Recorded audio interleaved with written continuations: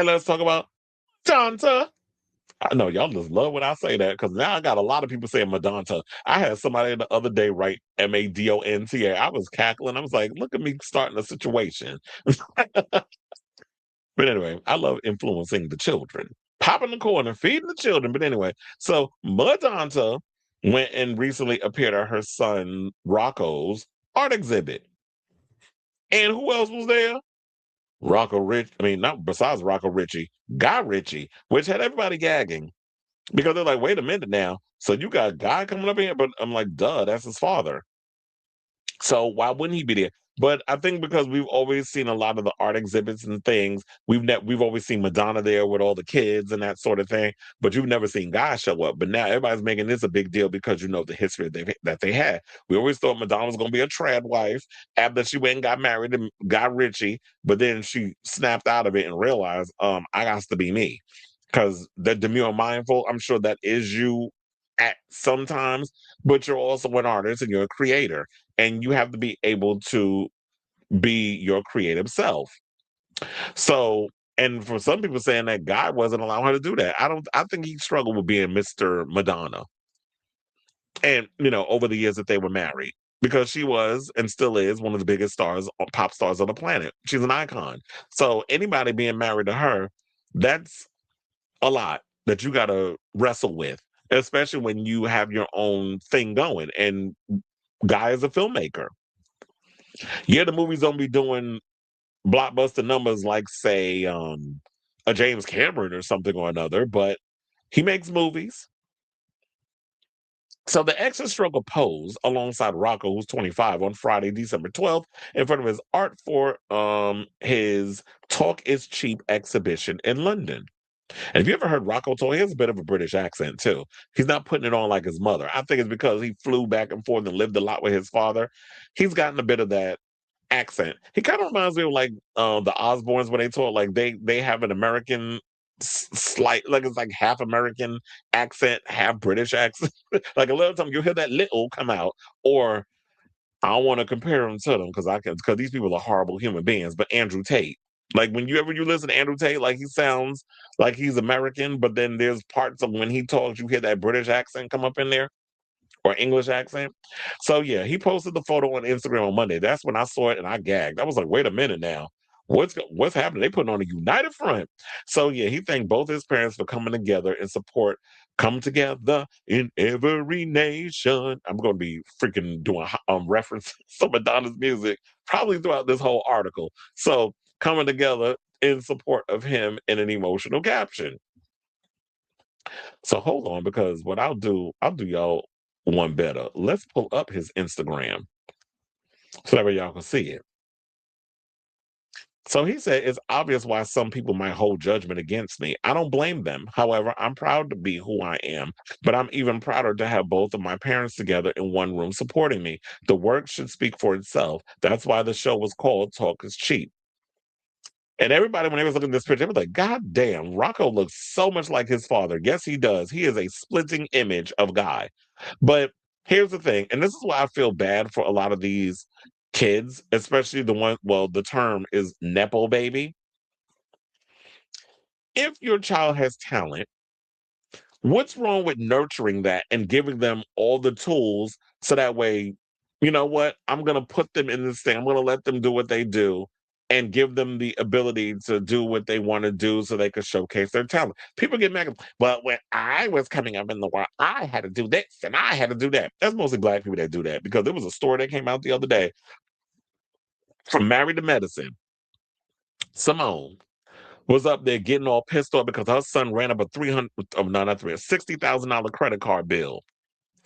And he talking about going to law school and those other stuff, and she want him to struggle. She's like, well, you're going to have to pay for it. You're going to have to do this, that, and the other. My thing is this. If I'm in a position of privilege where, well, I'll say like Madonna, if I was Madonna, if I was in a Madonna type situation, if I had her money, if I had her dollars, if you want to sound like, to paraphrase Peppa LaBeija, if I had her dollars, what I would do is I don't want my kids to struggle like I had to struggle to get where I am today. If you want to sit and you feel like you want to be the next Basquiat, if you feel like you want to be the next Beethoven or whatever it is that you want to be. I'll nurture that. I'll put you through all the schooling and everything that you need to do to nurture your talent. And when you're at a place, because people seem to forget, Rocco Ritchie didn't come out as Rocco Ritchie when he was an artist. His name was Red, Rhed. So he was kind of incognito when he came out with his art in the beginning until the sleuth started sleuthing and it was revealed who Red was. Then once it came out, all of a sudden people started the Nepo baby stuff. So this is why he feels the way he feels. It's like, look, I'll let the stuff speak for myself. That's why the show is called Talk is Cheap. And the art looks pretty good. And I'm sure people go out here and they buy it, probably because also it's Madonna's son. So people can go around and also have bragging rights and say, oh, look, I bought a painting from Madonna's son. There's significance to that.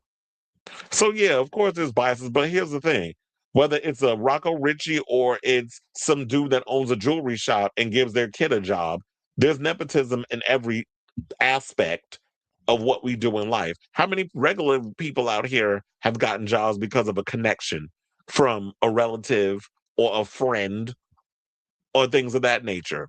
We've all had situations happen where we've used connections again. Like when I've had many of jobs where I've gotten through connections, but there's jobs that I've gotten where I went in and interviewed and got it based off my bubbling personality. And there have been times where I've gone in for jobs because I was recommended by a person, but my personality and everything and my resume spoke for itself. So there was a little bit of that. But of course, because of, oh, so so and so, yeah, I'm gonna give you the job or whatever cases. So there's been situations where, yeah, we've all taken advantage of that. So, but because people look at it from a celebrity standpoint, it's different. But I actually like the idea that Donta and Guy were willing to come into a room together and put on a united front because Madonna and Guy, who are 10 years apart in age, she's 67, he's 57. They didn't have the best. They didn't have the an amicable split, I guess we could say. I'll read the comments of what people said about Rocco's art exhibit in a minute. But let's get through this thing. So they say, yeah, Madonna and Richard were married from 2000 to 2008 and welcomed Rocco in 2000. They also began a process to adopt son David Banda in 2006, which was finalized in May 2008. The musician already was mom to daughter Lourdes, or as we all know her, Lourdes Maria Chacona Leon, who she also shares with ex Carlos Leon. But by October 2008, the former couple announced their split amid rumors that Donta wanted to adopt another baby and that the two resented each other's career commitments, which is what I said earlier. Madonna was going to be Madonna. She was out here touring extensively and making music and all these other ideas that she has. And he wants to be a filmmaker. I remember at one point they had a nasty custody battle where Rocco basically left his mother because he didn't want to go back to New York because he was living in London with his father. And he didn't want to go to New York to spend the holidays with his mother because I guess he resented her over her work ethic, her career, and all that other stuff. And she's like, I'm going to be the doting wife for a moment, but I'm not going to forego my passions and all the things I want to do for this regular life that we have. Because yeah, I'm gonna be the doting wife and mother, but I got to be able to still go out here and create. I still have to be an artist. I still got to get up on a dance floor and perform and give the fans, you know, I need to artistically express myself. So the Material Girl songstress brought the issue to court, and a judge forced the team to spend the holidays with the Grammy winner against his wishes. So you can imagine what it was like during the holidays. He probably hated her guts. But the good thing is Madonna has said, because remember, if you saw the Jay Shetty podcast, she spoke about it. And she basically was like, yeah, that when this whole custody battle was going, she contemplated the S word. Glad that she worked through it. But, and we'll get to what she said in a second, but what she said, even though the marriage didn't work out, someone trying to take my child away from me, it was like they might as well just unalive me. She used the K word, but, algorithms and YouTube. And she said, that's what I was thinking. And then what is that? I usually well, yeah, here's the quote. She was so there was like, and it was in September when she did the Jay Shetty interview. She said there were moments in my life where I wanted to cut my arms off, she confessed to Shetty during his On Purpose podcast. I eventually contemplated the S word. That probably sounds really weird coming from me because I'm not emo, but I was like, "What?" She's saying she's not emo. No, sis, you're a Leo, because Leo's when Leo's an emotion. You'd be lucky if you could get one of them to show any kind of it. I know my father's a Leo. Not only that, I have a lot of relatives that are Leos. So, what else did she say? That probably sounds really weird coming from me because I'm not emo, but I was like, I can't take this pain anymore. And she said that it was not in the blame game. She wasn't in the blame game, but though she used to be that way by attempting to seek revenge on those who had wronged her. And trust and believe that she definitely sought the revenge. Hence, if you listen to a couple of them songs on the MDNA album, there was a lot of revenge going on with that with Guy, as well as that tour. You know how dark that tour was? First of all, I love the MDNA tour more so than the album. Kind of like how I feel about Mayhem. That album was Mayhem more than Mayhem, but the tour is everything. Same thing with Madonna. Did not particularly care for MDNA, but I love the tour. And all the physical movie style stuff that was brought up in there was giving very much what do they call that? Black exploitation movie tease and a lot of the references. So yeah, and Rocco was 15 at the time actually, and he's wanted to move to UK to live with his father. Probably because living with Guy it was more of a simpler life versus Madonna, who has paparazzi following her everywhere. She's a mega star. Guy is sort of he's a filmmaker, but he's not someone whose face is out there. He's someone that works behind the scenes. But you get to see his movies and stuff. So the actors, whoever is more or less promoting that than him.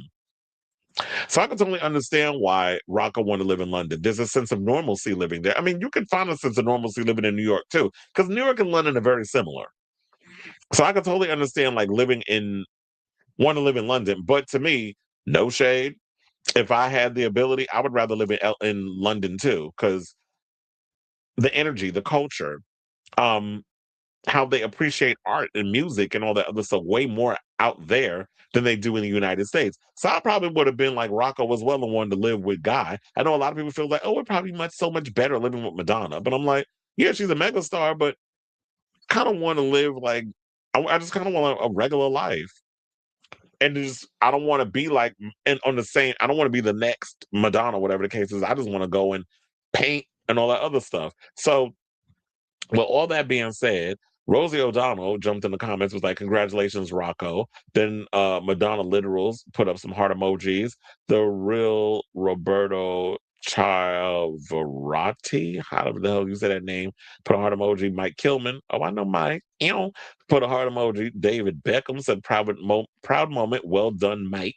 Stay hungry at Rocco Ritchie. Debbie Major said, boom, congratulations. Then some other person said, both your parents are artists. Of course, you're an artist. Great work. He's not the only one. He's an artist. Lourdes is a musician. David Banda, I'm hearing there was a rumor that came out that well, he plays music as well. And on the MLVC podcast, Stefan interviewed someone who had some tea that basically said that Madonna was spotted with David Banda at Paisley Park, which is, Prince's humble abode.